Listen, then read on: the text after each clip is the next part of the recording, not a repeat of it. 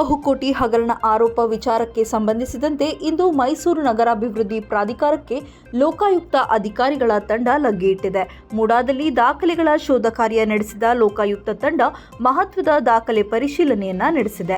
Lokayukta SP Udesh ನೇತೃತ್ವದ ತಂಡದಿಂದ ಶೋಧ ಕಾರ್ಯ ನಡೆದಿದ್ದು, ಡಿವೈಎಸ್ಪಿಗಳಾದ ಮಾಲ್ತೇಶ್, ಮ್ಯಾಥ್ಯೂ ಥಾಮಸ್ ನೇತೃತ್ವದಲ್ಲಿ ತನಿಖೆಯನ್ನ ನಡೆಸಲಾಗುತ್ತಿದೆ. ಅಗತ್ಯ ದಾಖಲೆಗಳ ಸಂಗ್ರಹದಲ್ಲಿ ನಿರತರಾದ ಅಧಿಕಾರಿಗಳು ಹಲವು ಪ್ರಶ್ನೆಗಳನ್ನ ಅಧಿಕಾರಿಗಳ ಬಳಿ ಕೇಳಿದ್ದಾರೆ.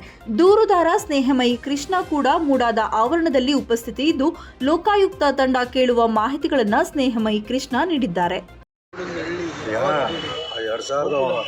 2009 ಏನು ಇರುವಂಥ ಅದರ ಪ್ರಕಾರ ತಗೊಳ್ಬೇಕಿತ್ತು, ಅದು 1991 ಪ್ರಕಾರ ತಗೊಳ್ಬೇಕಿತ್ತು. ಅದೆಲ್ಲ ಬಿಟ್ಟು 2015 ಇಸ್ವಿಲಿ ಏನು ಅಧಿಸೂಚನೆ ಆಗಿದೆ ಅದನ್ನ ಇಟ್ಕೊಂಡು ತಗೊಂಡಿದ್ದಾರೆ.